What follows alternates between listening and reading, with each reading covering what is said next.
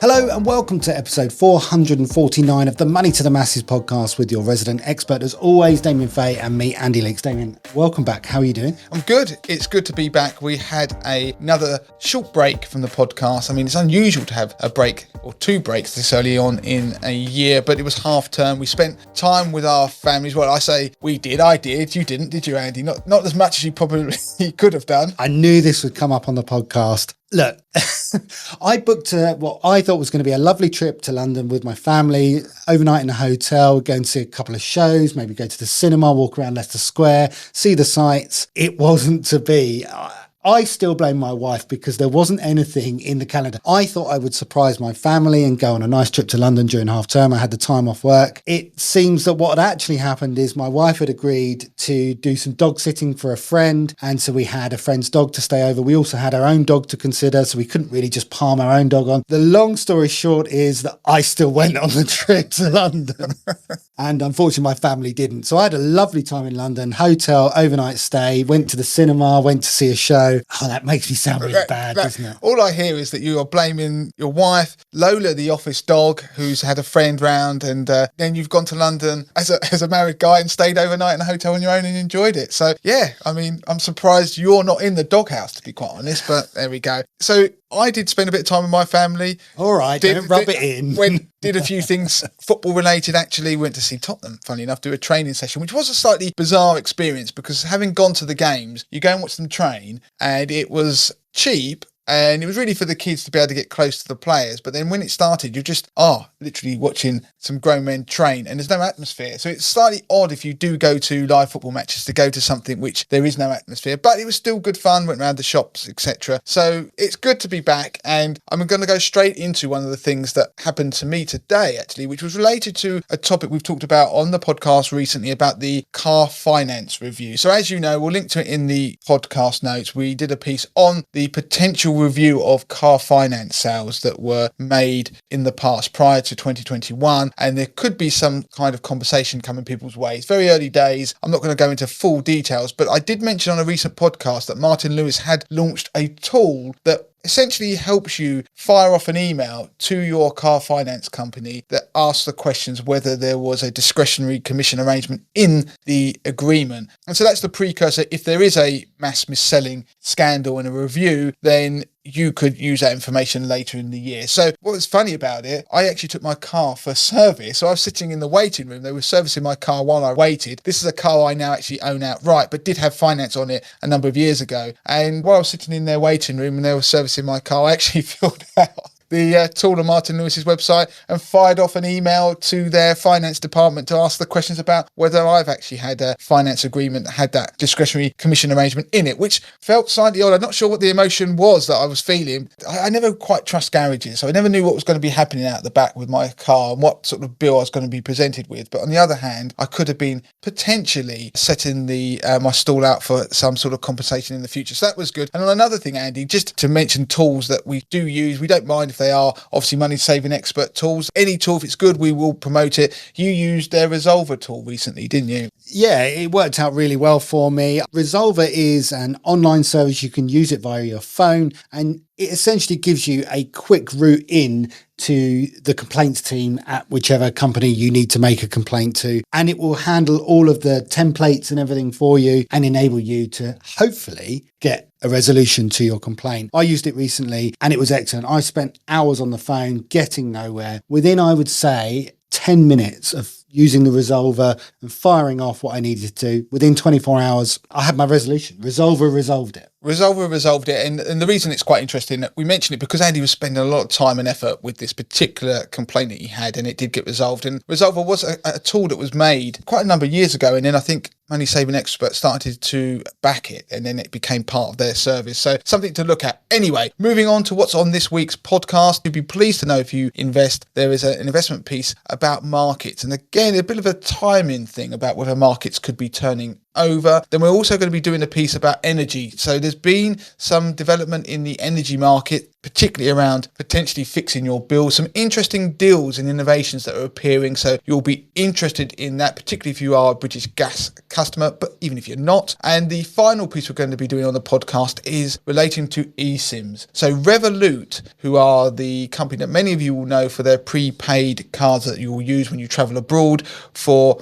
cheap currency, so you pay lower transaction fees, they have launched an eSIM. So we'll talk about what they are, how they can save you money when you're traveling abroad, when you use your mobile phone, because I think now going forward, this market is something that you're going to probably be hearing more and more about. It'll be coming to the mainstream more, and it'll be one of the things on your checklist alongside checking whether you've got your money for when you go away on holiday. I think people are going to be looking at whether they can get a cheap eSIM. Okay, so let's start with the first piece on this week's podcast then, investing. Yeah, I've just realised, Andy, I never told you what that investing piece was going to be about. We normally talk before the show, so Andy was looking at me blankly.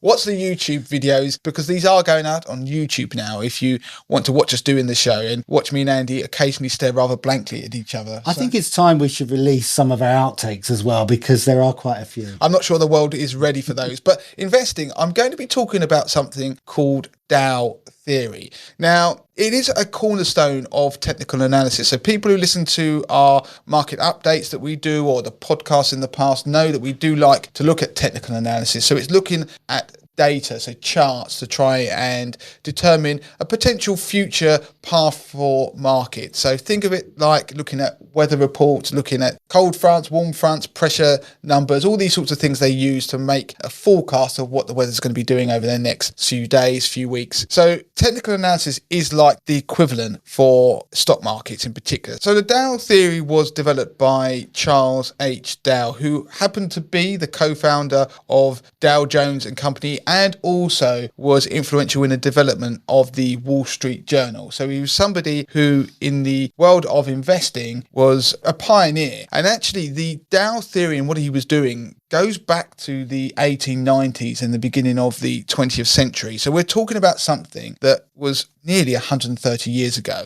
Now, the Dow Jones Industrial Average, people will know, they may have heard of that particular index. It's in America. So you have the S&P 500, you have the Dow Jones that people normally refer to. That's the Dow Jones Industrial Average. That's normally the other key index that people follow. And then there's the NASDAQ 100 typically, which is really tech heavy. So the Dow Jones Industrial Average, that was created in 1896, and it's probably one of the oldest and most widely followed stock market indices in the world, and it consists of 30 prominent companies in the US. So it's a good representative of the US economy. And there's also the Dow Jones Transportation Average. And the original version of that was established back in 1886, and it includes 20 major transportation companies that reflect the sector's sort of economic importance. And so those indices, they do change, the companies within them do change from time to time. And to give you a good example, Amazon is joining the Dow Jones Industrial Average. So if I say the Dow Jones, I'm talking about the Dow Jones Industrial Average. So that is actually getting a bit of a tech component, which is going to be quite interesting. And that's, I think, from next week. So it's quite timely that I'm talking about it. Now, I mentioned those two indices because they're quite important to this whole Dow theory that I'm going to be talking about. And it's really talking about whether markets are going to change a trend. Maybe there'll be a reversal. So markets are high,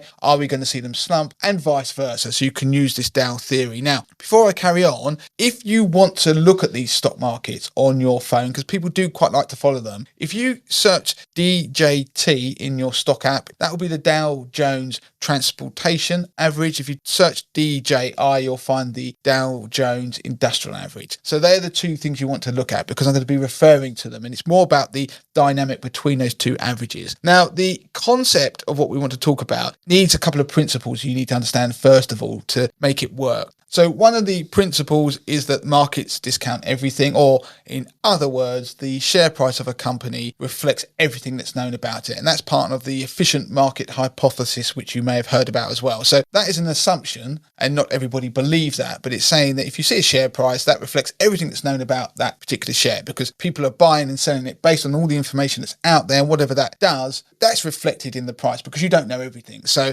that was one assumption that's built into a lot of technical analysis, but in into Dow theory. The other thing that was part of it is that there were three types of trends. So there was a primary trend, which is basically the general direction where the market's going over the long term. And so that's where we talk about bull markets and bear markets. Then you've got secondary trends, which is where you're talking about sort of temporary movements that might last a few weeks or months. So those can go against primary trends. So if we get a bull market, so the market's rallying over a period of time, like we've seen over the last, say, 6 months, you'll get periods in that where you'll get dips. If you look at even going back to the financial crisis, we had the market going up for many years, but you'll have periods in there where you'll get slumps. So that could be a somewhat short-term secondary trend. And then you get minor trends, which they talk about, which are just viewed as not having much significant market noise, and it doesn't really impact the overall direction of the market. Now, what Dow theory does is try and determine whether you're going to get a change in that primary trend going from a bull market to a bear market. And one of the ways it does that is to look at those two indices that I mentioned, so the Dow Jones Industrial Average and the Dow Jones Transportation Average, and see how they're behaving. Because the theory is that one of those averages, so the industrial averages, if you think about it, they're the companies that make stuff, and the transportation average contains companies that transport that stuff. So if the economy's booming and companies are making stuff, then the companies that shift it around the country are going to also be booming. And if they're in line, that reflects the overall trend that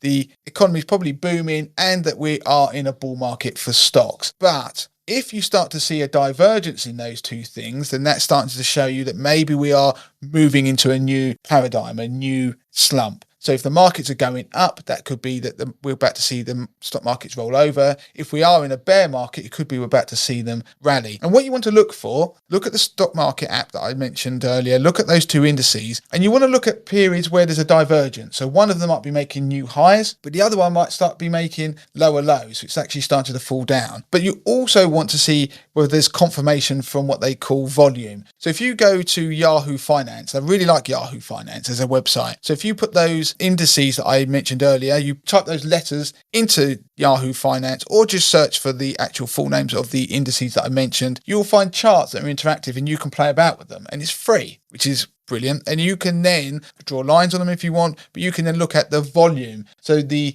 amount of purchases and sales, basically the amount of trading that's been going on in that stock in a given day. And what you'll see is there's little bars along the bottom as by default on these charts. And the higher the bar on a given day, that means the greater the volume of trading that went on. Then what you want to do is look at those charts and look on days when the index, say for example, slumps. What's the volume doing? Are we seeing more volume on days when the market is falling than when it's going up? So the volume can confirm maybe a potential change in direction. So let's say, for example, we're looking at one of the indices and it's seemingly going to new highs all the time. It's going upwards. But then when there are days where the market might pull back slightly, so down days, you're always going to get a down day, even an uptrend. If the volume on those days is higher than what you're seeing on the general up days, that's starting to suggest potentially that people are looking to sell. Because as soon as there is a bit of a dip, people are piling in and starting to sell. And of course, the market closed down that day. That shows you there's a lot of selling pressure. Equally, if you're in a bear market and on the slight up days you get, there's a bit of volume or greater volume than on the down days. That's showing there is definitely starting to become more keenness for people to buy into the market. And that could also give you a hint there's going to be a change in direction. But what I want people to do is look at the two indices, compare them, and see how they tend to move in a similar direction if you've got a bull market or a bear market. And you only have to go back to recent history where you can see since the end of 2023 that they've generally moved up together. And so that paints a picture of a confirmation of the general trend. So the companies that make stuff, their prices are going up. The companies that are shifting that stuff around, their prices are going up. And of course, the prices we're assuming reflects everything that's known about these companies anyway. So there are a lot of assumptions in there. But where it's starting to get interesting, and the reason why I brought it to the podcast now, is when you get the divergence, it might start to suggest there's cracks appearing. If you look at the app right now, you will see that the Dow Jones Transportation Average has started to fall, while the Dow Jones Industrial Average has continued to go higher. And so that is starting to get people to wonder why, and they're looking to see, is this a suggestion that we're about to see markets roll over? Now, it is tricky to confirm either way, because it's not normally until the trend actually confirms that we see a rollover in both that we're now going into maybe a towards a bear market. We've got a change in that primary trend. But if we look at the divergence, if it exists, and we start to look at the volumes on the down days and up days, we can start to see, yes, it looks like there's some cracks appearing in the market. Now, past history, we've seen these divergences occur at key moments. We saw it before the financial crisis. We saw it before the tech bubble burst back in 2000. We even saw it before the COVID crash in 2020. And we are starting to see some signs now. And so it's just interesting for people. I'm not saying the market is going to roll over, but we would like to see the Dow Jones transportation average start to pick back up again if we're going to keep pushing higher. Now, with all of these things, there is never a 100% guarantee that we're going to end up with a particular result. But when you see cracks and you see things like Dow theory that's been going for pretty much 130 years, that has a fairly decent track record. So Dow theory is something for people to look at. It's something that's interesting to look at. You're going to probably start to hear it a bit more now. You'll probably start to see articles where people are talking about this idea because the divergence is relatively new. It's only happened in the last month. So you might start to see it. Then you can say, oh, I know what that means. And you can even look at your stock market app to see how these two indices are behaving compared to each other and to see if we do get a market slump, was the divergence correct? So I could have gone into a little bit more detail on that, but we'll put link in the notes of the podcast if you want to find out a little bit more about Dow theory, that you can go and read it for yourself. And I'll also put a link to those particular indices so you can go and follow them if you want and have a look on your phone or your laptop.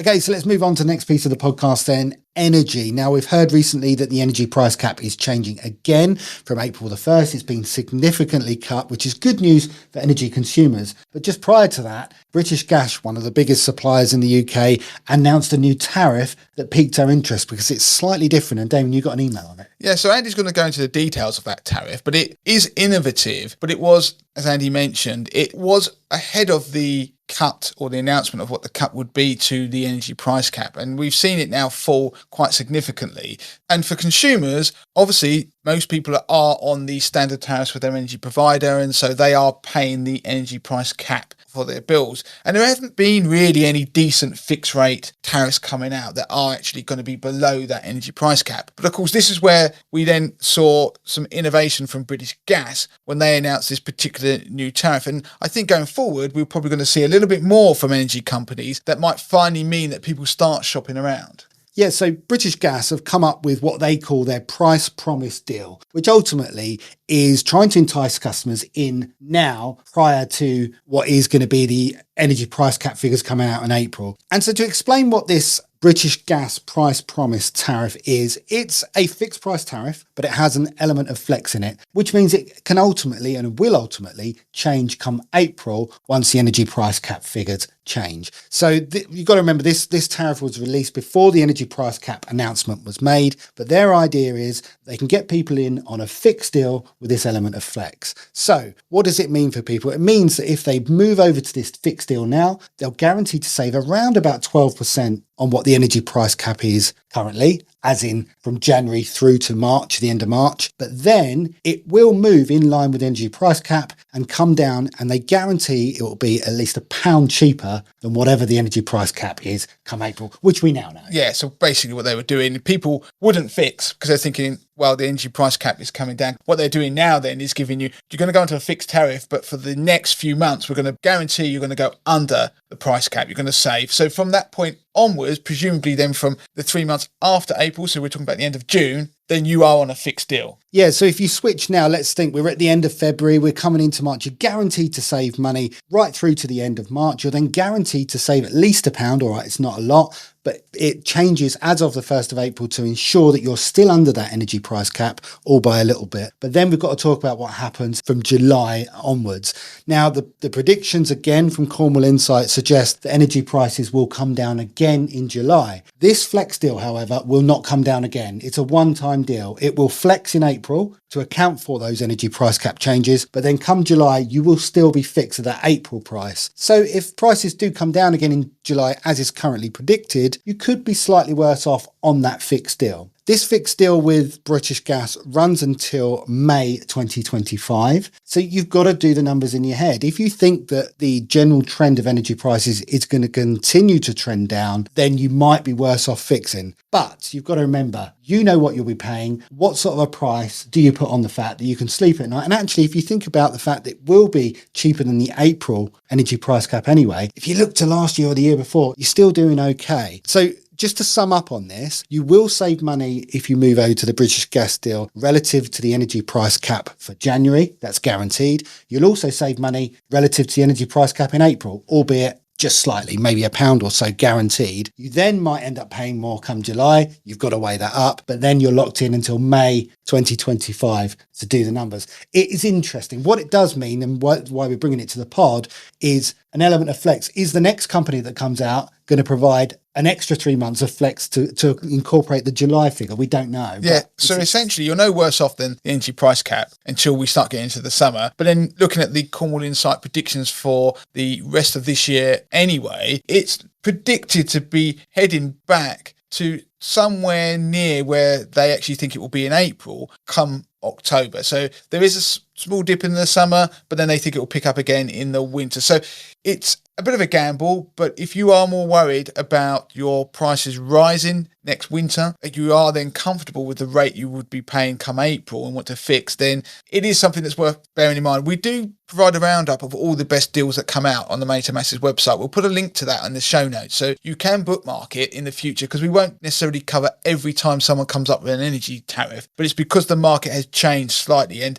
there's another company that's done something as well, isn't there? Yeah, so we've talked about the fixed deal with British Gas there. That gives assurance to people they can fix at a certain price. There is another deal on the market at the moment, which is not a fixed deal. It's a tracker deal. But what it does is it guarantees to track ever so slightly under the energy price cap. E.ON has got a tariff called the Next Pledge. It's a tracker deal that will save you roughly over 12 months, approximately £50. There are exit fees on that one though, so you do need to be careful. But the thing to bear in mind, because we're getting lulled into a full sense of security about the energy price cap, because in a normal functioning market where we haven't had energy prices so high, you could easily get a better deal than the energy price cap, because previously no one would have been paying the energy price cap because they would have had fixed deals that were lower than that. We're going to hopefully be heading back into that world. So just sitting on your default tariff won't be the best deal in the future. So talking about exit fees on that tariff, there are exit fees on the British Gas tariff as well once we get to the fixed period, isn't there? That's right. It's £75 per fuel. So if you're dual fuel,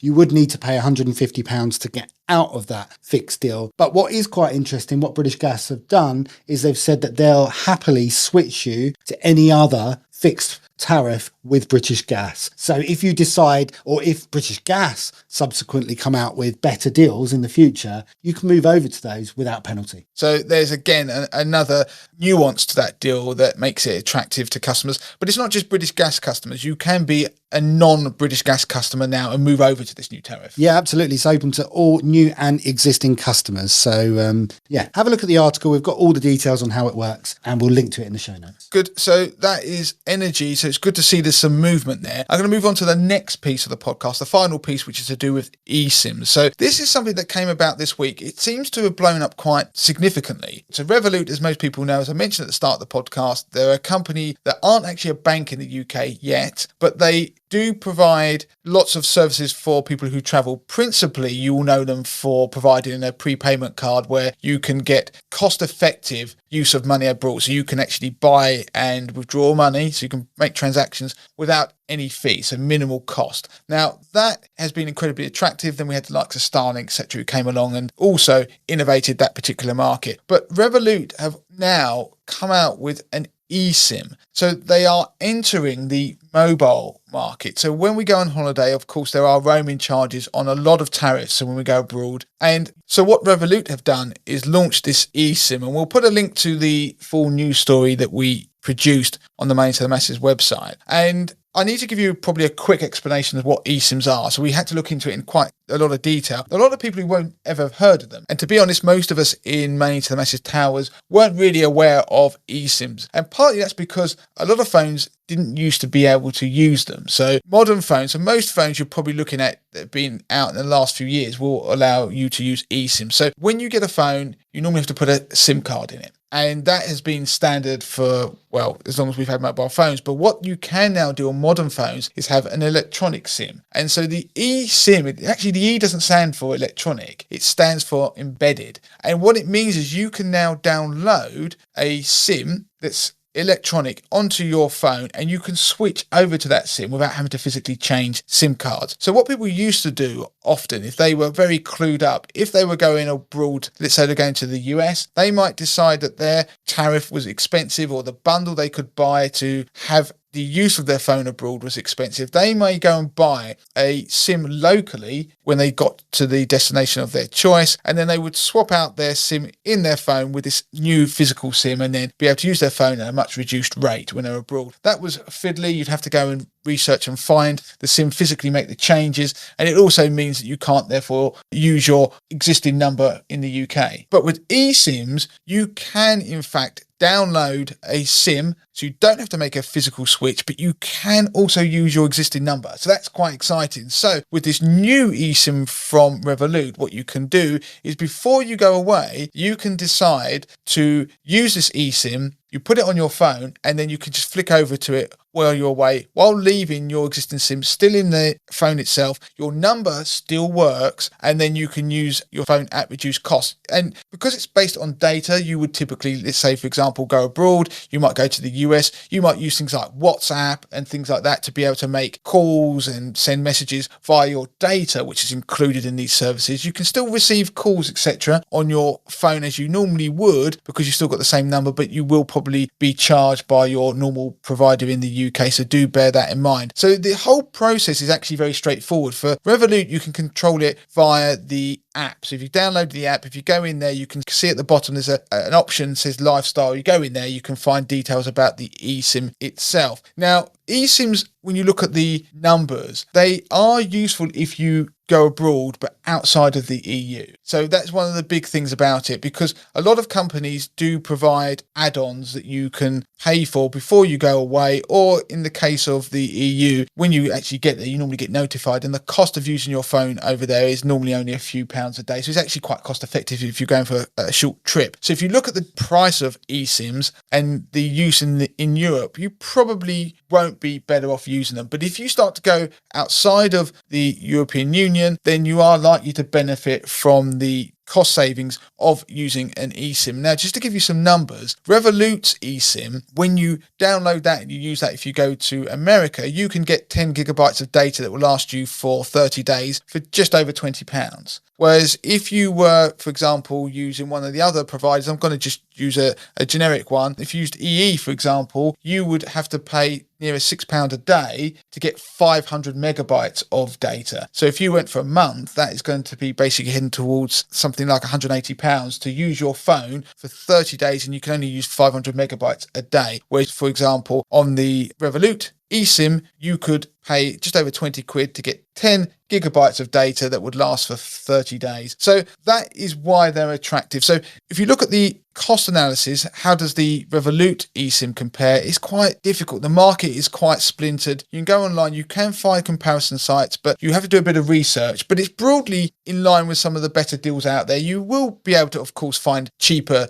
deals if you do look around, because you can find some local SIMs that are eSIMs that can be used. Now, do bear in mind, you do have to make sure your phone can use an eSIM, because not every phone can. But if you've got an iPhone that's been released in the last few years, so something probably from about an iPhone 11 onwards, you're likely to be able to use an eSIM. Yeah, I mean, just to get, I'm looking down the list here, have a look at the article, as I say, but all the latest iPhones, all the latest Google Pixel, all the latest Samsung Galaxy, and even if you go to Motorola, such as like Edge and Razer, and also OnePlus phones, the latest models, you're pretty good. So most people have got one of those latest phones. Anything from about 2017, 2018 will be good. Yeah, so it begs the question then, can you get an eSIM in the UK to use in the UK? And the reality is that most UK mobile providers don't really provide eSIMs. So you're going to be using another service from when you go abroad, more than likely. So it is possible, but most of them don't really do it. And actually, you're better off having a paid monthly contract anyway. So this is for people who are traveling abroad and want to make a saving and don't want to have to pay the expensive charges. As I mentioned, it's more likely to be a benefit for people who are going outside of the European Union. So the message is, do shop around. If you're going abroad, you will obviously look at things like Revolut, Starling, all those things when you're looking at how you are going to take your money abroad, the most cost-effective way to spend. You've now got another thing to add to the list where you can save quite a bit of money, particularly if you are going outside the European Union. You should shop around, look for eSIMs if your phone is compatible. And just to mention that I think Revolut are trying to obviously attract customers to try it. All customers do get 100 megabytes free of data. And if you do have the ultra plan, so they have paid for plans. If you have the ultra plan, you do benefit from 3 gigabytes of data each month at no extra cost, and you can use that globally. So it's something that is worth looking at, and maybe we're going to see more innovation in this space as well. And when you're thinking about using data abroad, do also consider of where you're staying, in your hotel or in your accommodation, because you've probably got Wi-Fi access there as well, in which case you can probably make Wi-Fi calls and take advantage of WhatsApp Live and Facebook Live and all those kind of things, Messenger. So yeah, think about how much data you'd need. You'll be surprised how little data you actually need when you're out and about, because really it's only to navigate around maybe maps or restaurants. Yeah, I think where they need to come up with a solution is for people who go on cruises who don't get stung by all the charges. I've never been on a cruise, but I seem to know a bunch of people who are going on cruises who seem to be getting stung for the cost of paying for Wi-Fi. And of course, if you're in the middle of the ocean, your phone won't work anyway. So eSIMs don't help. I've been on a cruise and the Wi-Fi charges are extortionate. And one of the other problems with cruises is depending on which countries you're stopping at, some are in the EU and some aren't. So most people, when they go abroad, they go to one destination, which is either in the EU or not. And you can make a decision on what the best package is for you. But you're crossing over different sort of regions. And of course, if you're going to a cruise that's somewhere on the other side of the world as well, you are definitely not in the European Union. So it's interesting, something to bear in mind. I think we'll probably hear from more people who are using eSIMs. I'll certainly be looking at it. If you've used an eSIM, then do email us, but do write also on YouTube in the comments section for this particular episode, because I'm intrigued to see or hear from people who have used them regularly and see how much they've saved, because it does seem to be something that I think will become a little bit more mainstream. And so that's it. We are done for this week. If you do want to get in touch with Damien, you can do so in the usual way. It's damien@moneytothemasses.com. You can also send me a message. It's andy@moneytothemasses.com. I'll be particularly interested to hear any feedback from the podcast or any future ideas. We're always is. Please do also feedback and review the podcast if you can. Yeah, 5 stars. Has to be 5 stars. Otherwise, don't bother. I should be more bold about these things. I'm not sure you're allowed to actually tell people, coerce them into giving you 5 stars, but hey, let's do that anyway. Also, do follow us on the socials, like particularly Instagram, where we are always putting out new content, and YouTube. We're doing lots of content on YouTube, doing more videos. And as we are in the first quarter of the year, and it's a lot to do with investing, because it's a time of the year where people are having to use their allowances, I am reviewing a lot of products on there and updating the reviews of things like investment platforms. And I did mention Starling earlier in the podcast. I did a new video review of that product in particular. So do make sure that you do check out our YouTube channel and subscribe to it, because we are always putting out new content. And another example, switching deals. They all got pulled for switching to new current accounts. There's been 2 new ones in the last week. So do make sure you check that out. Oh, before we go, probably should have mentioned it earlier in the podcast. There's been a sort of birthday. We've had a mini birthday. So the Money MOT is 5 years old. And if you've not done it, then do go to mot.moneytothemasses.com, where you can take it. It'll only take you a couple of minutes. You get a review of your finances, a grade of how well you're doing, and suggestions to how you can improve on all areas of your personal finances. And if you haven't got the URL there, go to the Money to the Masses homepage. You can find a link to the MOT on there. Okay, so that's it. We're done for this week. Until next time. Until next time.